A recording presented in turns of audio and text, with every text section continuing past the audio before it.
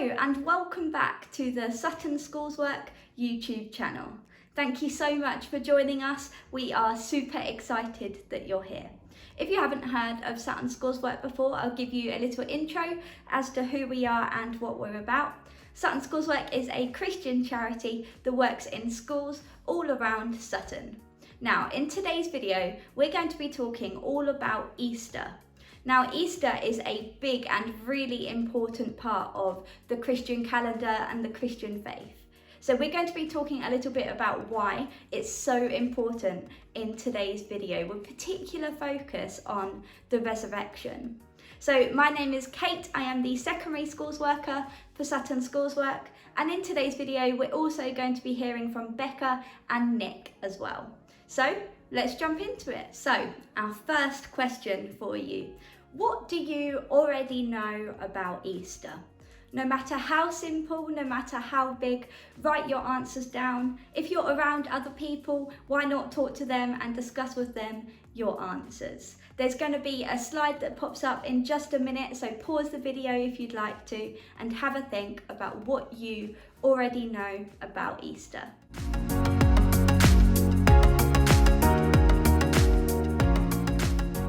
I'm sure you've got loads of different answers, which is great. And we hope that activity was helpful for you as well, to get your heads in gear talking all about Easter today. So in the next section of the video, we're going to be a little bit more creative. So to help us understand the story of Easter even better, we're going to get creative. And in this part of the video, you're going to need a piece of paper and a pair of scissors. Don't worry if you don't have a pair of scissors to hand, you can just rip it instead. So what's going to happen, there's going to be some step-by-step instructions on the video that come up in just a minute. Follow along with that and let's get into it. We are often surrounded by good and bad news. Which kind of news do you like to hear about the most? Obviously the good stuff. We want to share one piece of good news, and for Christians this is the best news. God sent his son Jesus from heaven to earth to show us just how much he loves us. This is the good news of Christmas, when we remember about Jesus being born. Jesus grew up in a family, and when he became older, he healed people, he helped people, and he taught people how to know and love God. Some people believed that Jesus is the Son of God, but there were others who wanted to kill him. Jesus was nailed to a cross. Jesus' friends were really sad about this. This seemed like bad news to them and good news to those who wanted Jesus dead. Though Jesus suffered and died on the cross, he was prepared to do that so that we could be forgiven for the wrong things we do. On Good Friday, Christians remember all that Jesus did. The good news is that Jesus came back to life again, and he promised those who believe in him eternal life, life with God forever. That is good news. So going back to that question we asked you earlier, what do you already know about Easter? I wonder whether Jesus dying on the cross was on there. So our question for you is, did Jesus really come back from the dead? Now, we're not going to ask you to answer that right now, but what we are going to do is go through some different theories of the resurrection. Maybe it will help you to understand the Easter story even more and to think about where your opinion lies. So to set the scene for you, the 4 theories that we're going to be talking about is the Fraud Theory, the Swoon Theory, the Hallucination Theory, and lastly, the Miracle Theory. Don't worry, these are going to make a lot more sense real soon. So what's going to happen is going to be a little bit like a role play, where Beca and Nick are both going to be having a conversation, one being the skeptic and one being the Christian. There's going to be pause sections throughout the video to discuss your opinions and to answer a few questions as well. And we really encourage you to make notes throughout this part of the session, as you're going to need them later on. Hey Nick, it's nice to catch up with you again. It was great chatting the other day about Easter and kind of your thoughts about it. And I thought it'd just be cool to like carry on that conversation. Sure, sounds good. So I guess like the resurrection is kind of a big deal, and it's pretty unbelievable because people don't just come back from the dead. And just because someone makes a massive claim, it doesn't mean it's true. Yeah, which is fair enough. But the thing is, most historians, whether they're Christians or not, agree that Jesus was a real man who lived, who was crucified, and was placed in a tomb. There's loads of evidence for it. But it's the things that he taught and did which people usually disagree over. Okay, well, assume that I can believe that Jesus Christ was a real man and he was crucified, nailed to a wooden Roman cross, and laid to rest in a tomb. Why should I believe that after 3 days that tomb was empty? Isn't that just like a legend that Christians have invented to get people to believe their lies and join their religion? Well, think of it this way. The resurrection should be one of the simplest things to disprove. And yet this one event has changed history. I mean, we pretty much take our date, being 2021, by going back to when that first happened. So we can't be quick to just dismiss it. I mean, how would you explain the empty tomb? What do you think happened to Jesus's body? Okay, I've got a few ideas. Go on then, hit me. Okay, so I guess there are a few possibilities. Maybe it was just a fraud, it never really happened. The disciples came, they nicked the body and convinced everyone that Jesus had come back to life. Okay, so that one's called the Fraud Theory. Okay, another one could be that Jesus just passed out. He never actually died on the cross. So later he got better and appeared to his disciples, making them think that he died and come back to life. Cool, so we call that one the Swoon Theory. All right, another possibility is that the disciples just thought they saw Jesus. It was actually like an illusion or like a hallucination in their minds. Right, so that's the Hallucination Theory. Any others? Well, yeah, but that would be that it actually happened, that Jesus really was the first man who came back to life, never to die again. And well, that would be pretty hard to believe. Okay, yeah, so it would be a miracle. But I wonder what people make of these different theories. Whether there's a better explanation to account for the empty tomb. Why not pause this video now and talk to the people around you and try and fill in the grid for positives and negatives for each of these theories.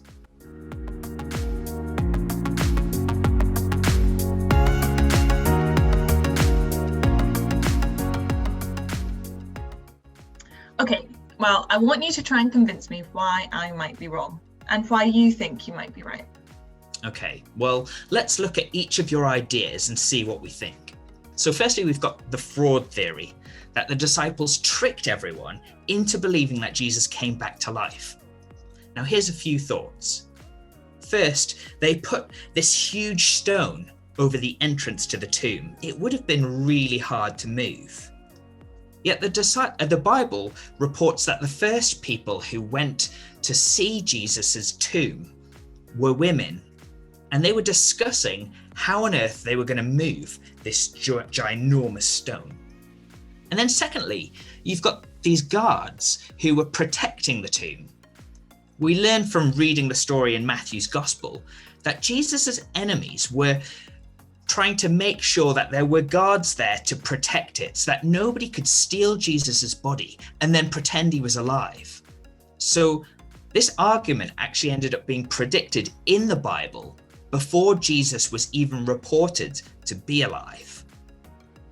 And thirdly, these guards would have been pretty scary. They were trained professionals who were armed and dangerous. But Jesus's disciples were tax collectors and fishermen.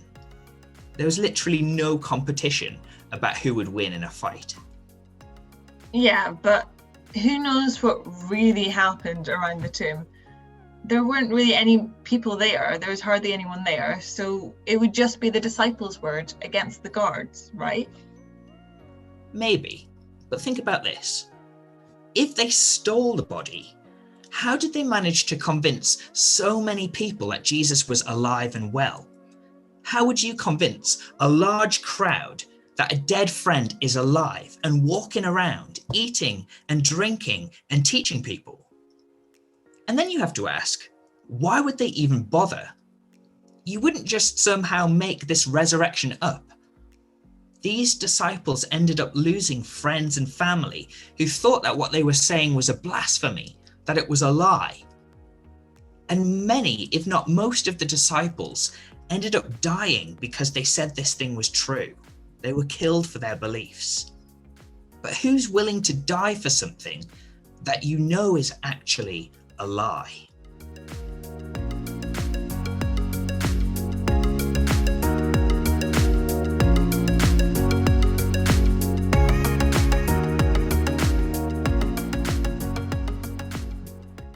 Fair enough. But what about the idea that Jesus never really died? Maybe he was just exhausted from the beating and the crucifixion, and he passed out. Couldn't he have just got better in the tomb and then somehow escaped and told people he beat death? The Swoon Theory? I get your point, but the problem is this. Crucifixion is probably worse than you think. I mean, for starters, Jesus was beaten to within inches of his life. It was this cruel whip with bone bits and horrible things on the end that ripped at the flesh and leave people in agony. And lots of people would die at this stage because of the pain of such a cruel punishment. But then there's the actual crucifixion itself, possibly the most awful death sentence that's ever been invented. The Romans reserved this death for villains and criminals. It involved stakes being nailed into wrists and legs through bones and muscles. But it wasn't even usually the blood loss or the pain that killed people hanging on a cross. Often they'd end up suffocating because the weight of the body was pressing on the lungs, starving them of oxygen. Many prisoners ended up having their legs broken just to speed along this process. But not Jesus. In fact, the trained guards around Jesus were surprised at how quickly he died.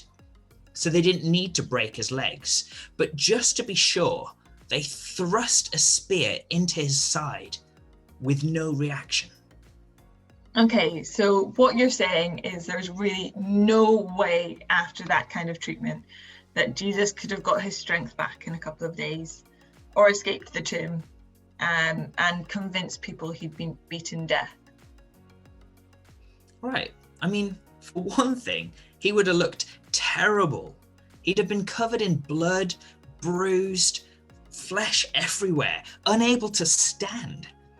Yet the Bible seems to suggest that people were willing to die for this man who claimed to have gloriously come back to life in this sort of perfect body. But I don't think he would have looked particularly glorious if he'd somehow managed to crawl out of the tomb.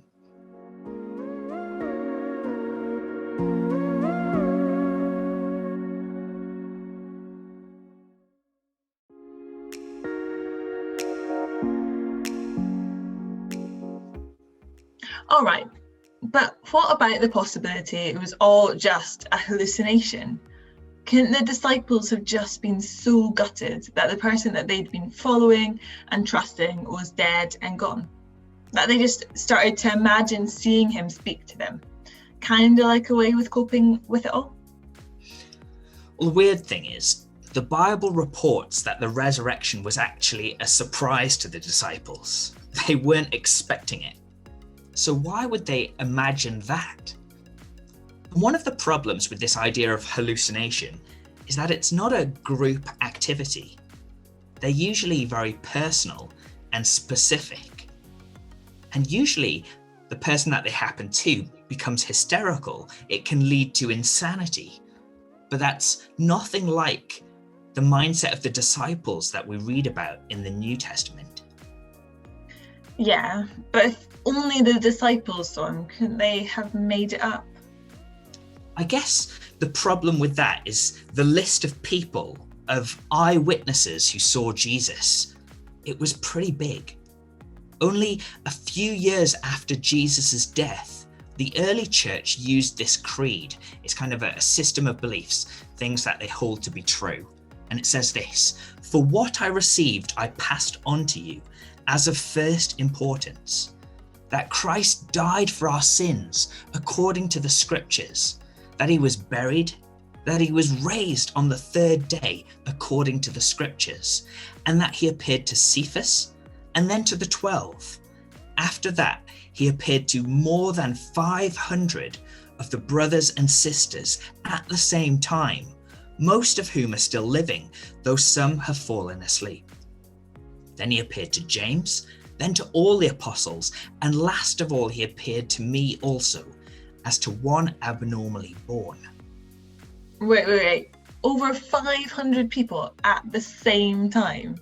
Yeah, and that's just not something that happens with hallucinations. It's an impressive list of eyewitnesses who are confident about what they saw. And the guy who wrote this creed, Paul, he says this: "Most of whom are still living." This was written within his lifetime. He's basically saying, go and check it out. If you don't believe me, ask them.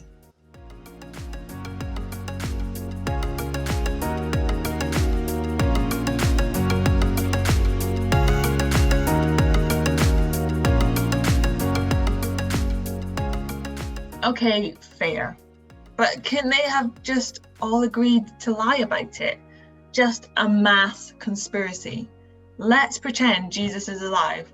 No one needs to know he isn't. I get what you're saying, but the thing is, this would have been the easiest thing to disprove. All it would require would be for the Jewish or the Roman leaders to go and get Jesus's body from the tomb, show everybody that Jesus was still dead, bring out the body, end the debate. But nobody did or could. Okay, I get it. You're not convinced by my ideas. But what about yours? Your miracle theory? Why should I even consider it?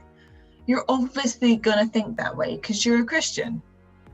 True, but I'm not sure it's fair to dismiss this entirely just because it's my worldview. Yes, this would be probably the greatest miracle of all time.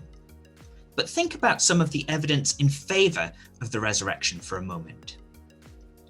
Like we already said, nobody produced a body.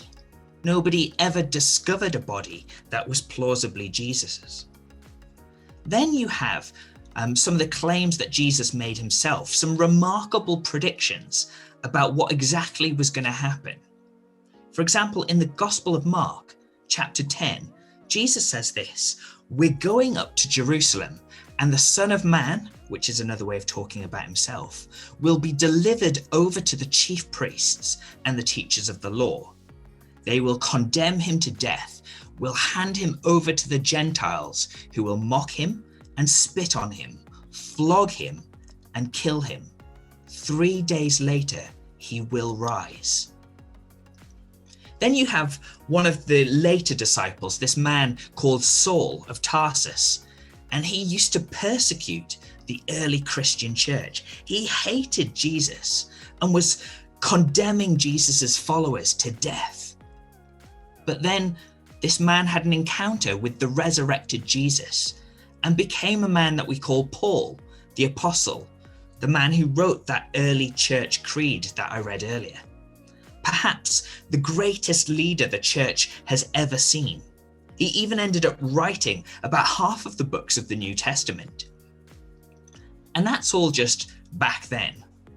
But what about the fact that this one man, Jesus, has inspired and encouraged millions of individuals throughout history, changing people's lives and hearts? His resurrection was proof that whatever they'd done, he could forgive them and could bring them back into a relationship with God if they trusted him.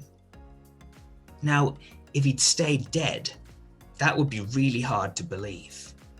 But the Bible claims that he rose to life after 3 days, never to die again. Okay, this is a lot to think through and think about. And to be honest, I don't know quite what to make of it all. But I guess Easter is as good a time as any to think this through for myself. Yeah, I mean, for a Christian, it's just so important. Because if it really did happen, then everything Jesus says has to be considered more carefully. If Jesus really did come back from the dead, then how we respond to him really matters. So thanks for having this discussion with me. It's great, and it's so wonderful to be able to explore these ideas together. Yeah, thanks for chatting this through with me as well, Nick. I'm sure we'll catch up again soon. All right, take care. Thanks, Beca. Bye.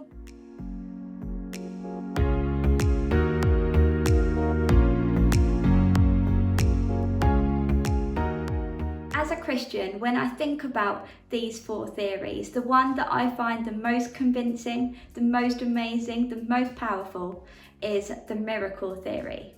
Now, the reason I say that is because in the Bible, we read all about Jesus being the Son of God. And I believe that to be true. I believe that Jesus is the Son of God, and that's a really important reason as to why I follow him. See, people don't just come back from the dead, but because Jesus said that's what he did, I truly believe that. You see, I don't see it as just a story. I see it as so much more than that. I see it as something incredible, something amazing, which has changed history.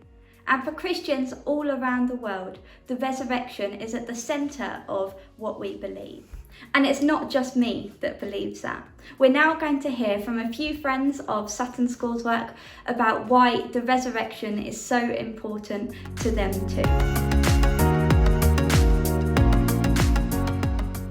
So the resurrection to me is the confidence that I have that all my sins are forgiven, and I am just so loved by God that he sent his only son to live, to die, but then to conquer death and to do it for me. He'd do it even if it was just for me, which is just incredible. So yeah, it's so important for me because my faith is based on miracles, and that's really cool, and it's completely life-changing. So Easter is an amazing time of the year for so many people around the world. And we hope in today's session, we've given you something to think about for yourselves. So our last question for you. What do you think of the Easter story and the resurrection? What do you believe? What do you think of those 4 theories that we talked about earlier? Maybe think about the positives and the negatives to each one, and just really begin to think about where your opinion lies. Thank you so much for joining us in today's session. We really hope you have enjoyed it, and we look forward to seeing you again soon. Take care. Bye.